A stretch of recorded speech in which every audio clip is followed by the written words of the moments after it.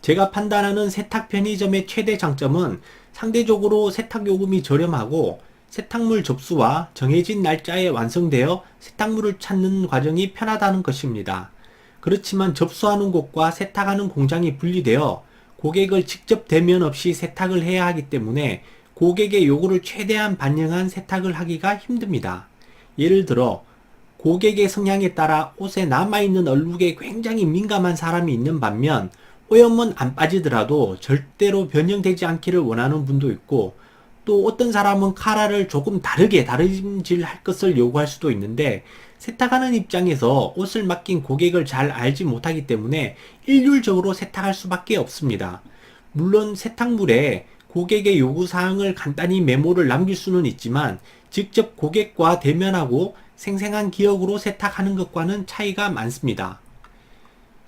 그리고 공장에서 대량으로 세탁하는데 한 번 세탁할 때 30개에서 40개 옷이 뒤섞여 함께 세탁되기 때문에 예민한 원단의 옷들이나 비즈들이 부착된 옷들은 조금씩 상하는 경우가 많습니다. 그리고 간혹 염색 불량의 옷들이 섞여 들어가 물이 빠져서 다른 옷에 이염돼서 원래의 색상이 아닌 좀 칙칙한 그런 색상으로 변해서 나오는 경우가 있습니다. 워낙 많은 옷들이 한꺼번에 작업되기 때문에 옷의 색상이나 감촉 등이 변했는지 등의 여부를 옷을 직접 접수받은 사람이 아니고서는 알기 어려운 경우가 많습니다. 그렇기 때문에 항상 주기적으로 착용하고 벗는 셔츠나 양복을 고급이나 맞춤식으로 세탁할 필요가 없다면 세탁 편의점에 맡기는 것도 충분히 좋은 선택이 될 수 있는데요. 비싸지 않은 니트나 코트, 이불, 커튼, 이러한 세탁물들은 세탁 편의점에 맡기는 것도 좋은 대안이 될 수 있습니다. 개인 세탁점의 장점은 고객이 누구인지를 정확히 알고 소량 세탁이 가능하기 때문에 고객의 요구를 최대한 반영한 맞춤 세탁을 제공할 수 있다는 점입니다. 가장 중요한 것은 옷을 접수받은 사람이 옷을 포장하기 직전 최종 검수까지 하는데, 처음 옷을 받았을 때와 옷이 나갈 때의 상태가 동일한지를 확인할 수가 있습니다. 가령 옷이 줄지 않았는지, 광택이나 감촉이 죽지 않았는지, 고객이 설명한 오염은 제대로 빠졌는지, 단추나 부착된 액세서리류는 파손 없이 잘 붙어 있는지, 벨트나 모자류도 딸려 있는지 등의 체크가 가능하다는 점에서 세탁 편의점과 큰 차이가 있습니다.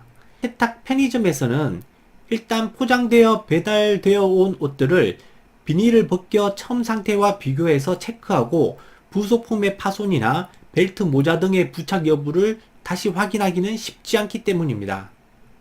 단점으로는 세탁 편의점은 어느 곳이든 세탁 기술이 어느 정도 평준화되어 있기 때문에 기본적인 세탁 품질이 크게 문제되지 않는 경우는 잘 없지만, 개인 세탁점은 작고 영세한 곳도 많기 때문에 세탁 기술의 편차가 다소 크므로 그 검증은 소비자가 하셔야 된다는 점입니다.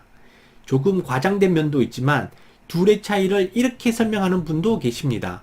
세탁 편의점은 대중 목욕탕이고 개인 세탁소는 스파에 해당된다라고 하는데 어느 정도는 맞는 표현일 수도 있습니다. 요즘 젊은 분들은 스마트폰으로 직장이나 집 등 어디든 예약한 시간과 장소에서 수거 배달을 해주는 스마트폰 세탁 배달 앱을 점차 많이 사용하고 있습니다. 바쁜 현대인들에게는 상당히 끌리는 서비스임에는 틀림없습니다. 그렇지만 수거 배달에 넓은 지역을 커버해야 하고 고객의 일정에 맞춰 늦은 시간대에도 배달을 해야 해서 수거 배달에 특화된 서비스라고 봐야 하지만, 전체 지역을 커버하는 것은 아니기 때문에 수거 배달이 가능한 지역임은 확인해야 합니다. 그리고 자체 세탁을 하는 공장은 가지고 있지 않고 기존 세탁소나 세탁 공장과 계약을 해서 세탁하기 때문에 아직까지 평준화된 세탁 품질을 갖추거나 고객 맞춤 세탁을 제공하기에는 다소 어려움이 있는 것으로 알고 있습니다. 그렇지만 너무 바빠서 동네 세탁소나 세탁 편의점에 들릴 시간이 없는 분들은 한번 사용해 보는 것도 좋을 것 같습니다. 동네 세탁 편의점이나 개인 세탁점의 품질에 만족하지 못한다면 인터넷에서 고급 세탁이나 복원을 전문적으로 하는 곳을 찾아보는 것도 방법입니다. 주로 고가의 의류를 세탁하거나 오래된 오염이라 동네에서는 제거가 안 된다든지, 가정이나 동네에서 세탁하다가 옷이 망가져 버린 경우에 택배를 통해 접수 가능한 전국구 세탁소에 맡겨볼 필요성이 있는데요.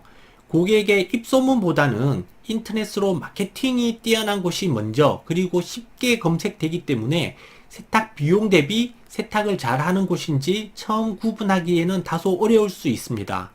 도리어 세탁비만 비싸고 실력은 동네 세탁소와 큰 차이가 없는 곳도 있을 수 있기 때문에 고객의 실제적인 평가가 충분히 있는 것으로 선택하는 것도 좋습니다. 이렇게 일반 소비자가 세탁을 맡길 수 있는 4가지 형태의 세탁 서비스 형태를 알아보았습니다.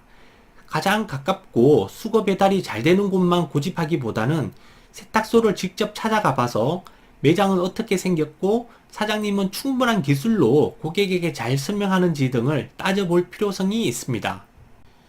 제가 세탁소 운영할 때의 경험인데요.